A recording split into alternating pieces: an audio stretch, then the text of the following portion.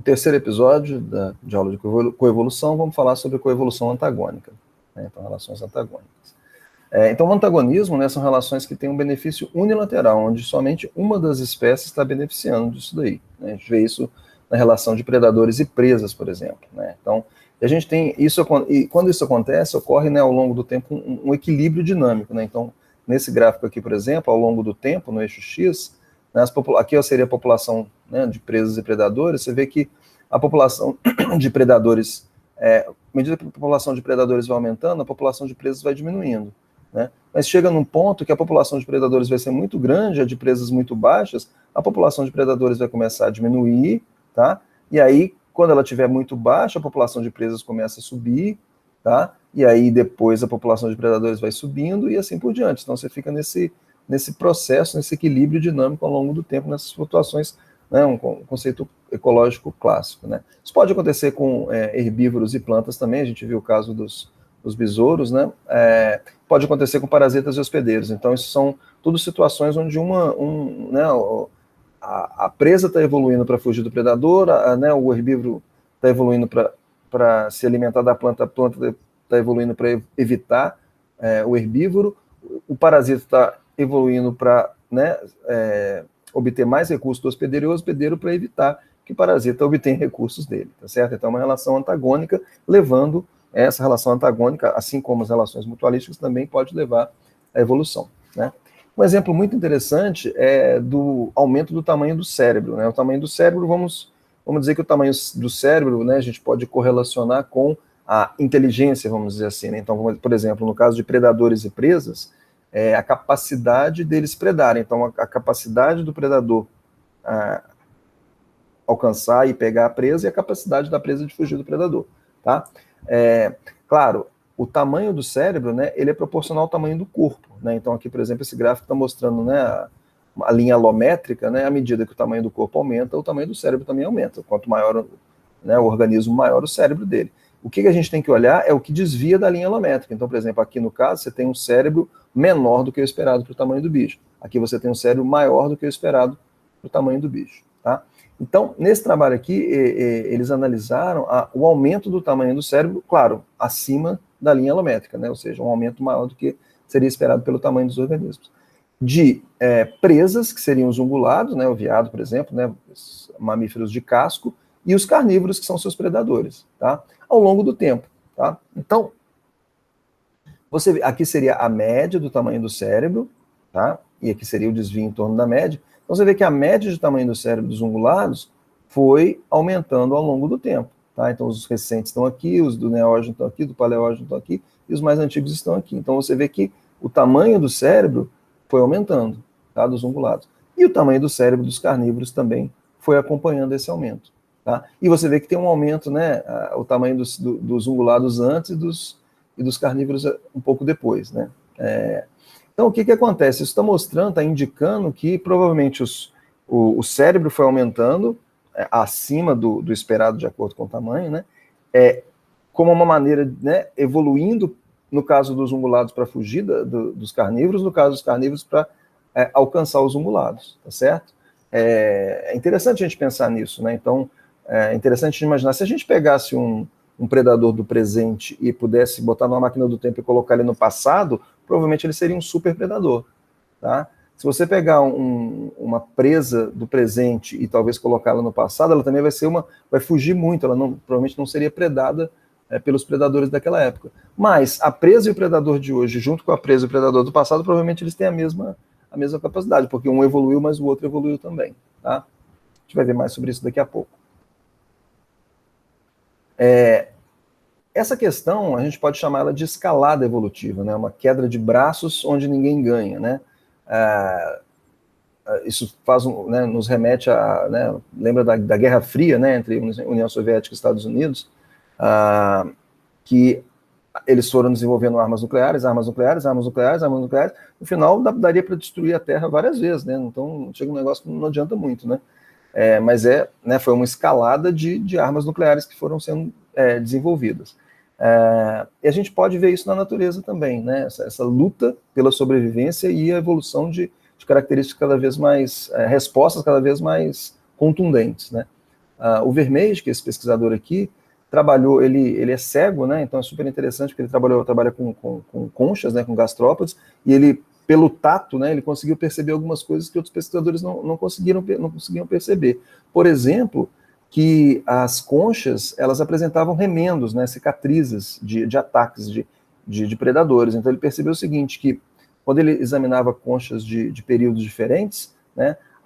No passado você tinha menos incidência de reparo, à medida que, né, passou para o Triássico, depois para o Cretáceo, você foi tendo maior incidência de reparos, tá? O que indica uma maior incidência de predação, certo? Da mesma forma, ele percebeu uma redução na incidência de organismos sésseis, né? Então, os organismos ficarem parados não era bom, porque a predação estava aumentando, então, você ficar parado, você vai ser predado. Então, a quantidade de organismos sésseis foi diminuindo ao longo do tempo, tá?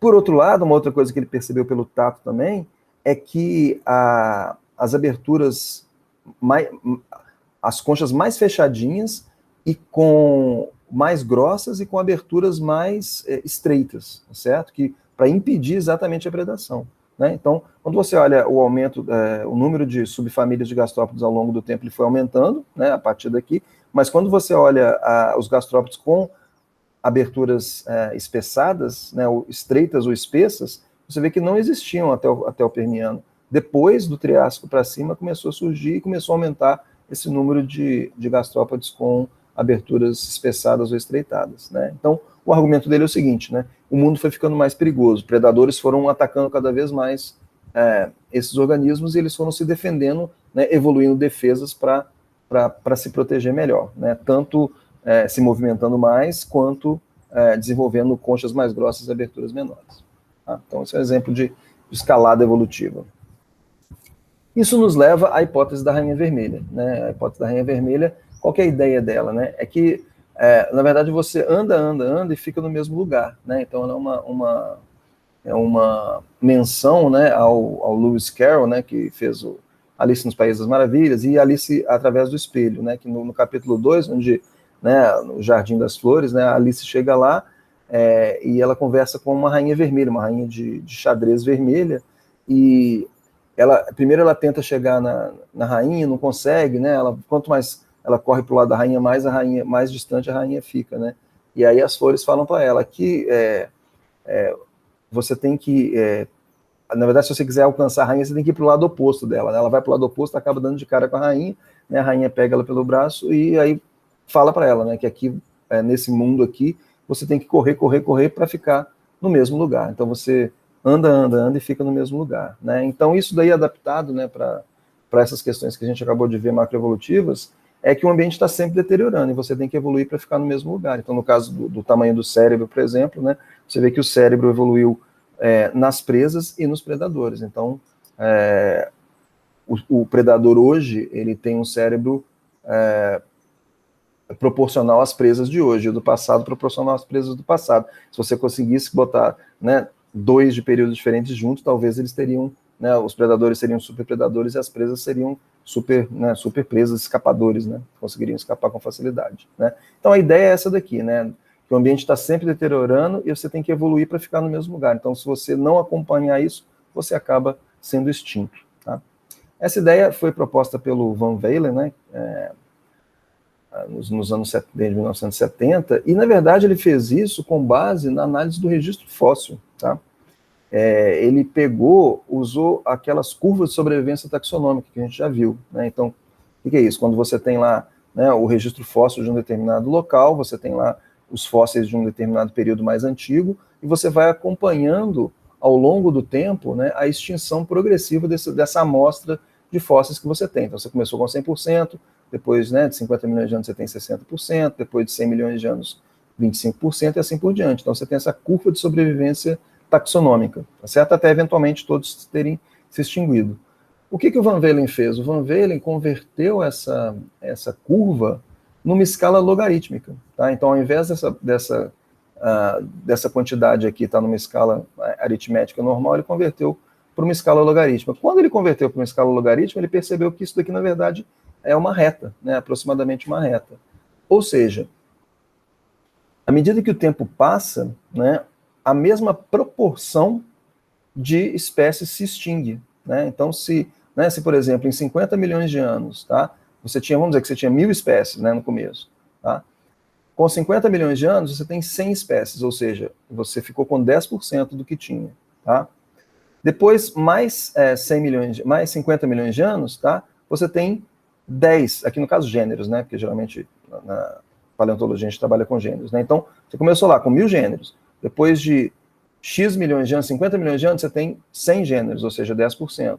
Depois de mais 50 milhões de anos, você tem 10 gêneros, né? Ou seja, 10% do que tinha antes. Então, ou seja, a porcentagem, né, a proporção que vai se extinguindo ao longo do tempo é constante. Então, não necessariamente 10%, aqui um exemplo aleatório, né? Mas ele observou isso para vários organismos, né? Então, aqui, por exemplo, né, peixes aqui, por exemplo, você vê que quando você... Aqui está logaritmizado, tá vendo? Então, você vai de 1 a 10, né? De 10 a 100, de 100 a 1000, você tem a mesmo espaço, né? Você está comprimindo os maiores e aumentando os menores. Você vê que você tem basicamente retas, né? Então, aqui no caso répteis, tá certo? Você tem o mesmo padrão. E aqui no caso mamíferos também, tanto os extintos quanto os viventes, você tem o mesmo padrão, tá? Então isso mostra que a evolução não é progressiva, tá certo? Você não vai, você poderia imaginar que à medida que você evolui, você fica melhor, ou seja, você se adapta mais, né? Vamos dizer, você está subindo naquele pico adaptativo, então você fica melhor, né? Então você estaria melhorando, você estaria com... Se você está melhorando, você estaria diminuindo a sua probabilidade de extinção, tá? Mas isso não acontece, a probabilidade de extinção, na verdade, ela continua a mesma. Se a taxa de extinção é a mesma no registro fóssil, a gente pode deduzir que a probabilidade de uma espécie se extinguir é a mesma do momento que ela nasce do momento que ela se extingue. Na verdade, ela não muda ao longo do tempo, tá? Isso daí, então, foi a base da Rainha Vermelha, né? A base dessa ideia de que a evolução não é progressiva, o ambiente está sempre deteriorando, as espécies têm que sempre mudar para se adaptar, certo?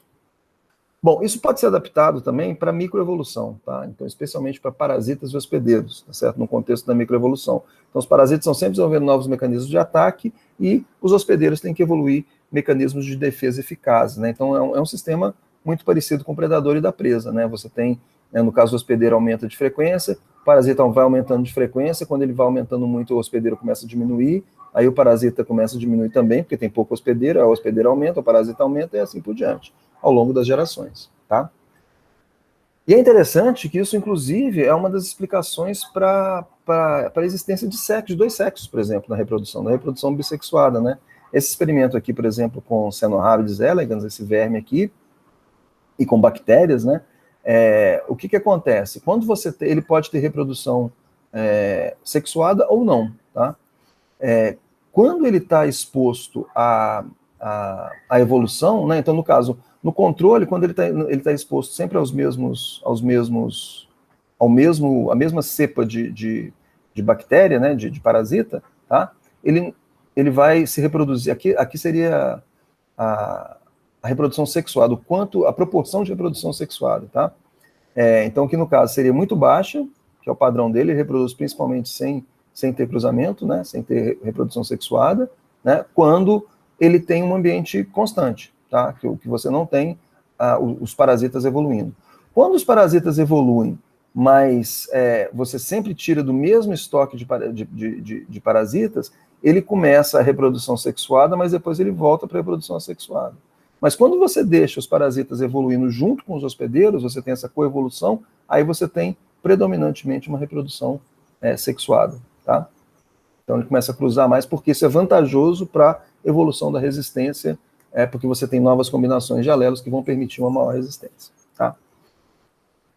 Bom, agora vamos falar sobre a coevolução e a virulência, né? A virulência não é só para vírus, né, gente? Virulência é a capacidade do parasita de causar dano ao hospedeiro em termos de valor adaptativo aqui, tá? Então, em termos o quanto que o parasita reduz o valor adaptativo do hospedeiro, tá?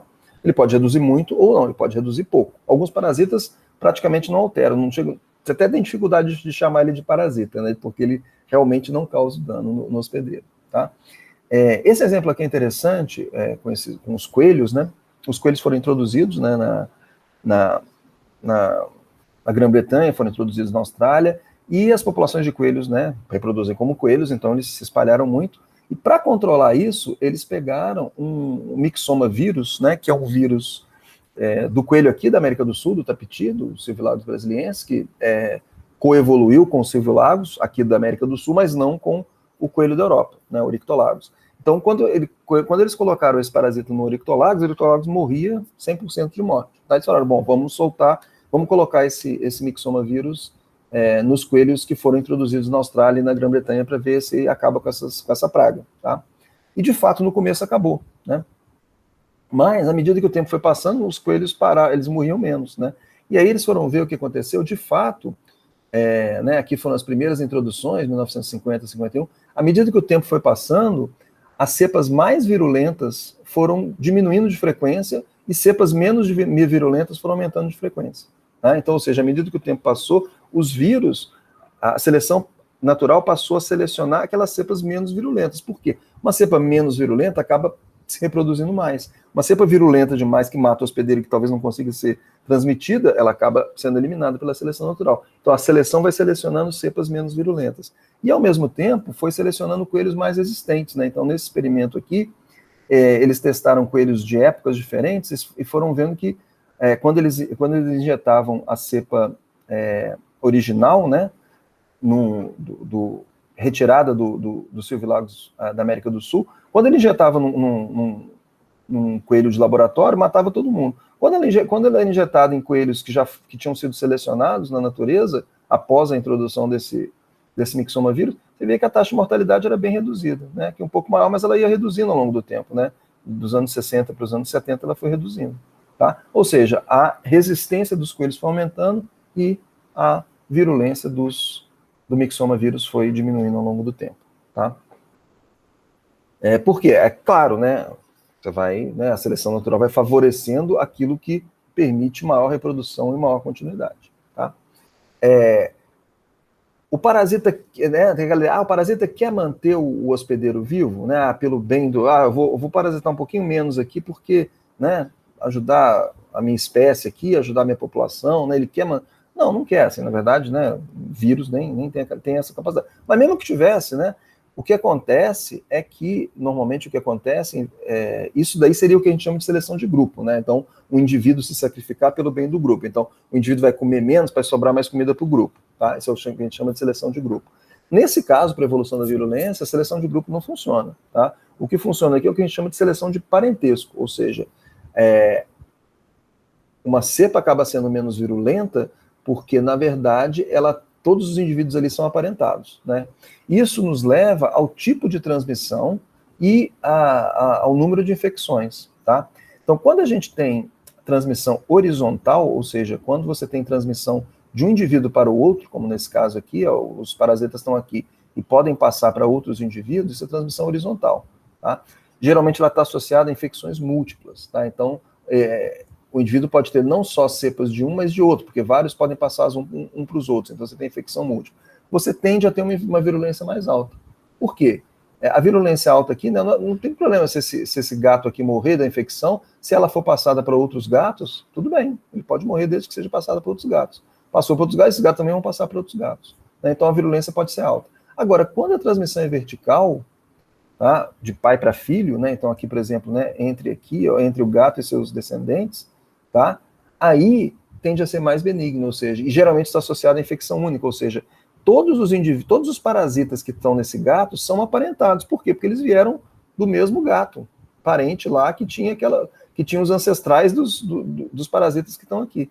Tá? Então, a transmissão vertical, que está associada à infecção única, tende a ter uma virulência um pouco mais baixa do que quando você tem transmissão horizontal. Tá? Claro, outros fatores não estão associados à evolução da virulência, mas o tipo de transmissão e o tipo de infecção, que geralmente são, né, estão associados dessa forma, são fatores importantes. Tá? Isso daí né, então, na seleção de parentesco, quando você tem a transmissão horizontal, os parasitas que estão aqui, que vieram de fontes diferentes, eles não são aparentados. Né? Então, eles são lá de cepas diferentes. Né? Então, aí ocorre essa seleção de parentesco. Né? E para testar isso, né, um exemplo disso são os nematódios que parasitam as vespas do figo. Tá? Os figos são muito interessantes, né, eles têm vespas específicas que polinizam, cada espécie de figo é polinizada por uma espécie de vespa. Né, e a vespa entra, poliniza o figo, a flor do figo, e acaba, né, ficando lá dentro, ela pode botar ovos lá dentro, ela pode, né, se reproduzir lá dentro. O que acontece? Algumas espécies, só uma vespa entra no figo, tá? Mas em outras espécies, você tem mais de uma vespa entrando no figo, tá? Então, o que acontece? Quando você tem só uma vespa no figo, você tem transmissão vertical. Aquela vespa vai se reproduzir, só os descendentes dela vão receber os parasitas dela, tá? Então, você vai ter transmissão vertical, infecção única. Quando você tem mais de uma vespa no mesmo figo, né, mais de um indivíduo, o que acontece? Você tem aumento da possibilidade de transmissão horizontal, tá? E de infecções múltiplas, tá certo? Então seria de se esperar que quanto mais vespas entram no figo, maior seria a virulência desses nematóides em relação às vespas, porque aí você teria mais possibilidade de transmissão horizontal e mais possibilidade de infecções múltiplas, né? E quanto menos vespas entram no figo, menor seria a virulência, tá? Porque aí você teria transmissão vertical e infecção única, tá? E o resultado mostra exatamente isso, né? Aqui a virulência, aqui esse gráfico é meio que ao contrário, né? Quanto mais para cima, menor a virulência, quanto mais para baixo, maior a virulência. E aqui seria, ele bota aqui com uma proporção de figos invadidos por uma só vespa, tá? Ou seja, aqui você tem uma vespa por figo, aqui você tem 5 vespas por figo, tá? Então, quando você tem 5 vespas por figo, você vê que você tem uma virulência maior, tá? Maior aqui embaixo, certo? Quando você tem 3, você tem uma virulência menor. Quando você tem 2, você tem uma virulência menor ainda. Quando você tem uma só, você tem uma virulência tão pequena, tá, que ela basicamente não pode nem ser chamada de parasita. Essa virulência de 1 aqui é uma virulência de basicamente não causar dano ao hospedeiro, tá? Então, basicamente, isso daqui quase que não é um parasita, porque ele praticamente não causa dano ao hospedeiro, tá certo? Mas à medida que você tem mais vespas no mesmo figo e aumentando a possibilidade de transmissão horizontal, infecção múltipla, você tem uma virulência maior, confirmando aquela ideia que a gente falou antes, tá? Beleza. Então, na próxima aula vai ser o último episódio de coevolução, falando sobre coevolução competitiva.